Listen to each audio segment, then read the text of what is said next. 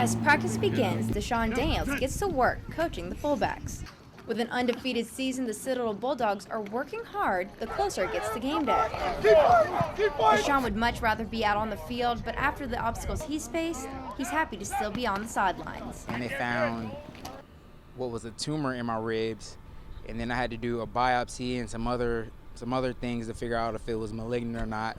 And sure enough, it was. In 2012, when DaSean was playing as a fullback at Navy, he was diagnosed with a cancer called Ewing sarcoma. It's a type of cancer that forms in bone or soft tissue and is most common in young adults. Because they were talking about having surgeries that basically they're going to pull out the rib and the ribs that were near the tumor, and it would physically impair me for the rest of my life. Instead, DaSean decided to take his chances with chemo and radiation treatments. And a year and a half later, the cancer was gone. But not long after DaSean started playing at the Citadel, he'd be tested once again. It was here on the 20-yard line where just last year at practice, DaSean became unconscious from a brain hemorrhage. It was a dark day. I mean, it was rough. Everyone was really worried. He just kind of fell over, and no one really knew what was going on. With Roper Hospital being less than a 10-minute drive away, the doctors were able to save his life, but it was a close call.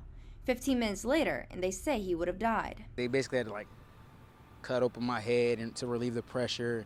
And when I woke up, I was walking around for a few days with part of my skull gone, but they were able to put it back, and that was the end of my football career, but I made it through, so I'm thankful.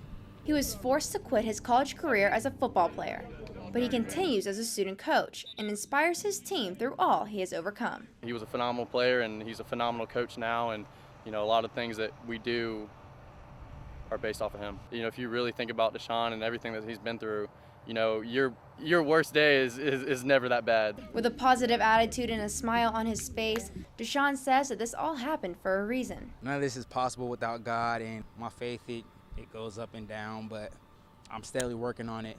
So in my opinion, that's the reason why all of this happened to me. And with the Citadel Bulldogs being 7-0 this year, DaSean feels like he can't be defeated as well. Nicole Butler, Carolina News.